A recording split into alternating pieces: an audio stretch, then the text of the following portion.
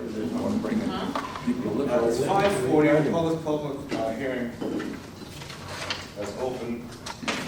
Let's see. I have Faith Sweeney, that would like to speak.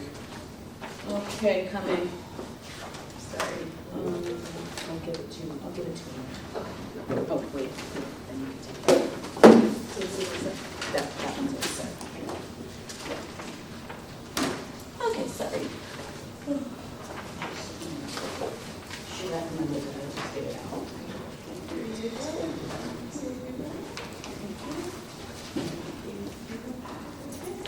Thank you.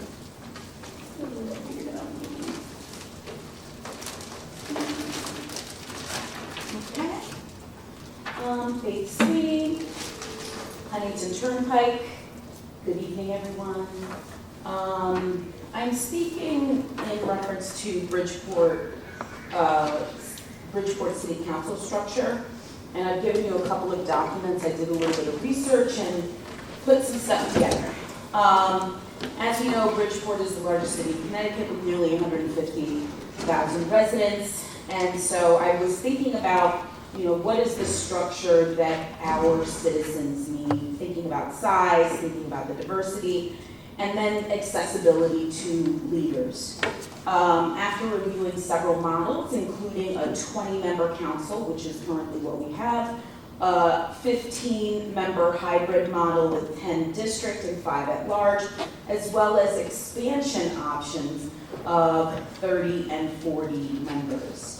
And the model that I look at, or that I would like to suggest, is something that's going to be best that serves our citizens.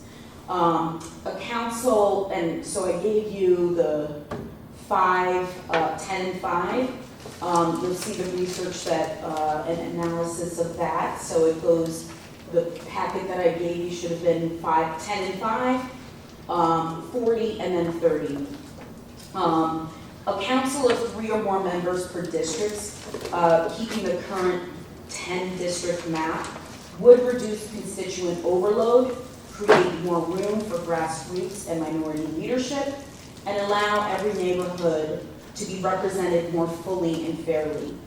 By contrast, reducing the council to 15 members, only 1 representative per district and 5 at-large elected, risks making council members less accessible, increases campaign barriers, and weakens neighborhood voice, especially in our underserved communities. This isn't a matter of just logistics. When I did some research, I asked, what are the benefits besides logistics for reducing the size? And they're really, and you'll see in the analysis the response to that. So it's really a matter about justice, access, and power, and the people of Bridgeport deserve more and not less. So I feel like we need to choose a structure that reflects who we are, which is diverse, growing, and ready to lead. And I urge the commission to consider the 30.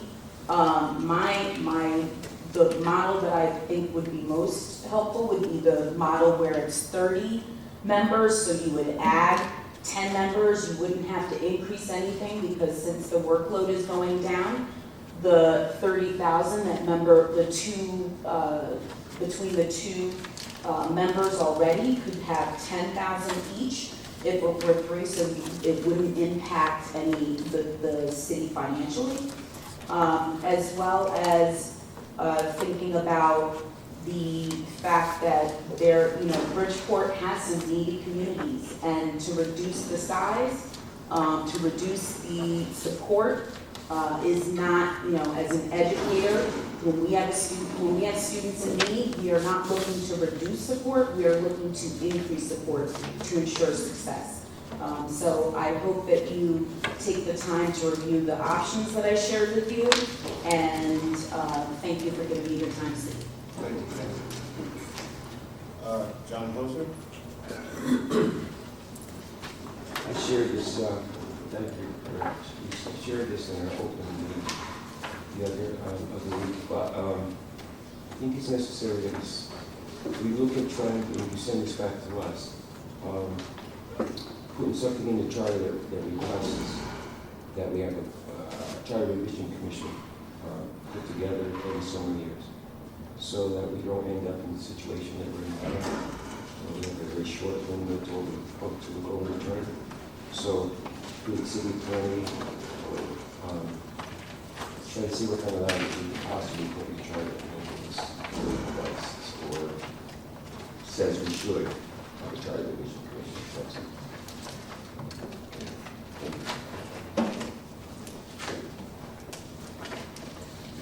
Would anybody else want to speak in favor of this item? John? Thank you. I'm not prepared tonight, because I was not here last night when you completed. I was over at what ACC meeting. But I am disturbed because I don't like the preamble that's here. Anything that begins with "no person shall be," that's not the way to lay out a welcome mat. Okay? We want people to be able to read this, simple language, organization, elimination of flowery language, though she isn't here tonight at this moment. I agree. Get it down to the essentials. So the preamble that precedes it, we the people of the, which is a good way to start, because it's all of us within charter. We the people of the city of Bridgeport, under the Constitution, laws, and to provide for all accessible and accountable government. Perhaps the word governance is better. That's the structure. Do hereby adopt the charter and confer upon the city the following powers. Well, that's okay, subject to following restrictions. And in the last sentence, we wish to secure the benefits of home rule. Does anybody here feel capable of talking about home rule? Well, why have it in here? Okay? Home rule probably means nothing here. And provide for local government, or is it, again, governance, that is responsible for the will and values of the residents. Now, in a city where I keep pointing out and startling groups when they understand that 90% of registered voters 4 years ago in the election similar to that which is upcoming, based on registrar of voters info and an amended return from the Secretary of State. So using that data, 90% of people stayed away from the polls. So I would conclude that for us to put words in the mouth responsible to the will and values of the residents of our city, I think that we ought to acknowledge that they're not exercising their wills and values here, and they need guidance. And strongly affirms resident participation. That's civics, folks. I've been preaching that for the better part of the last year. They need to be taught that. They need to be instructed in that, to be guided in it. You pick your word, but that's what I've created. And Saturday morning, 9 a.m. at Fruta, will be, again, Jorge and I have approached the owner there, and we have a 1-hour meeting. And there are new people each of the last 3 months there. It's not a big hearing, but there have been more people than show up for your hearings, unfortunately. So I invite each of you to show up and just see how it works out in listening, because you may take that to your district. And strongly affirm resident participation, representative democracy, and professional management.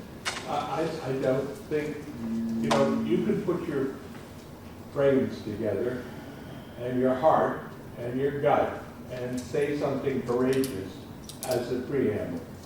I'm going to offer something to send to you. I did it for the previous meeting up here, I think, but it's been forgotten or lost in the dust. And with all the back and forth and the limited groups doing the listening, I understand that. But we need a better welcome mat, okay? It's that simple. Thank you. Would anybody else like to speak in favor of this item?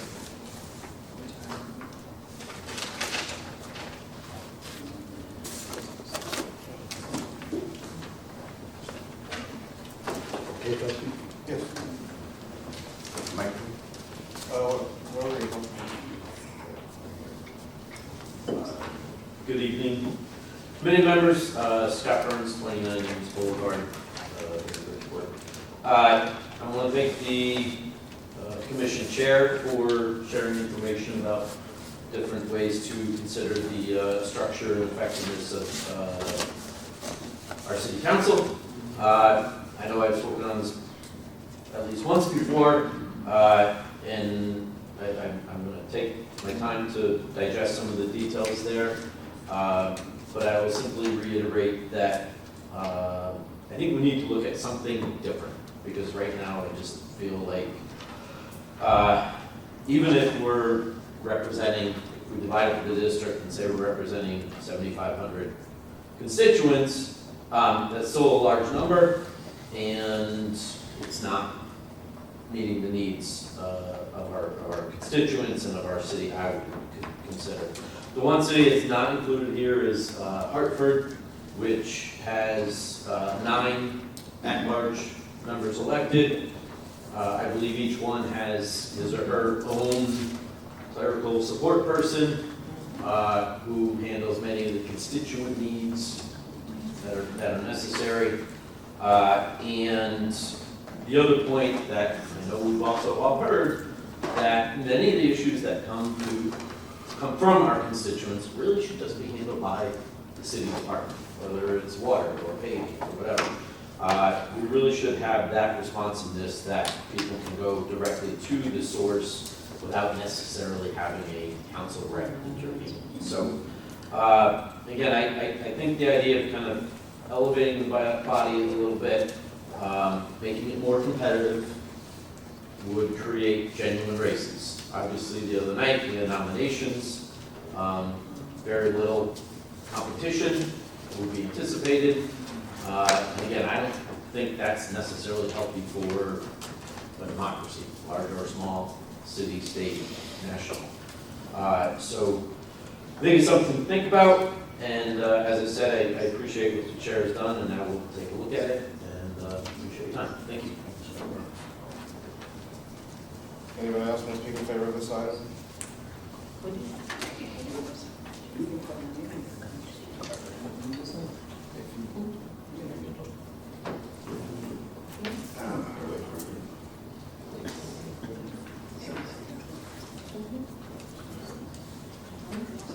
You gonna do your part, sir?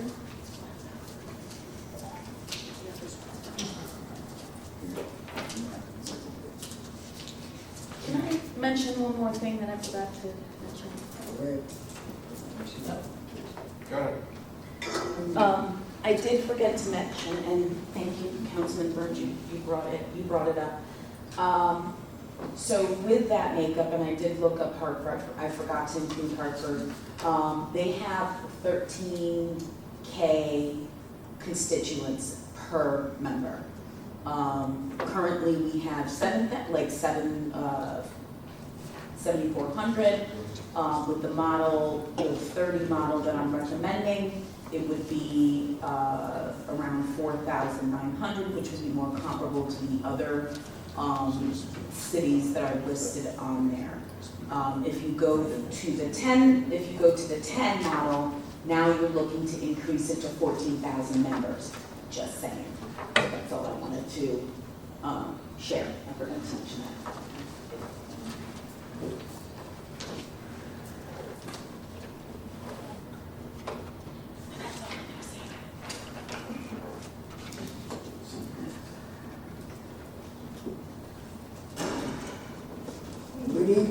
apologize for being late. I'm always thinking that the meeting starts at 6 for some reason. As a former city council president back in the 80s, the city council has never really had the authority that it should have. Never. The mayor appoints everybody, but the council, in order to be a council, we should be independent from the executive branch.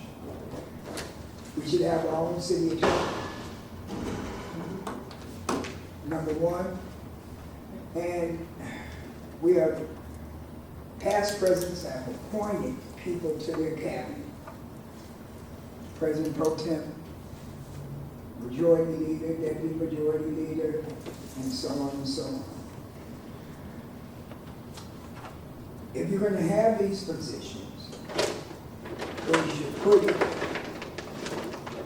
not only in the bylaws, but in the charter also. The only thing that's in the charter now is the majority leader and the minority leader. We don't have a minority leader. But I do recommend that we need to strengthen our departments. We help everybody else, we strengthen them.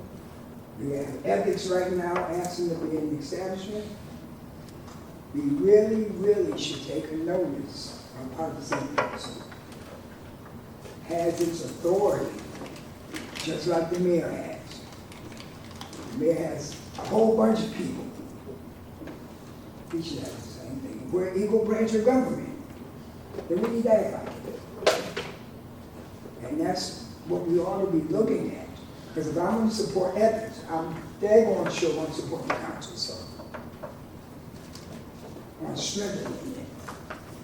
And I would hope that my colleagues would think some of us will be gone. We got to plan for future councils. Okay, some of us have been here 10 years, 15 years. They're not going to be here forever. So we should always be looking for the future when new people come in and take our spot. And I would hope that if we think enough of creating other positions, we should do it for the city council, so they can really have some authority and some power. Because if you look at it, what power do we have? We're the branch of government. All the power lies with the executive branch. So I would hope that, when we go into our deliberations, that we really look at strengthening the city council and make it a true body like other municipalities have. We should really, like Norwalk, I know Norwalk does it. When they appointed a city attorney, their head city attorney, she had to get approved by the council. So maybe we need to look at that so that we have some say-so on who's working for our city and not just leaving in the hand of one person. Then I think we'll get different results. Thank you. Thank you, Ernest. Would anybody like to speak against the item? Would anybody like to speak against the item? Would anybody like to speak against the item? This public hearing is closed at 5:59 p.m. Thank you.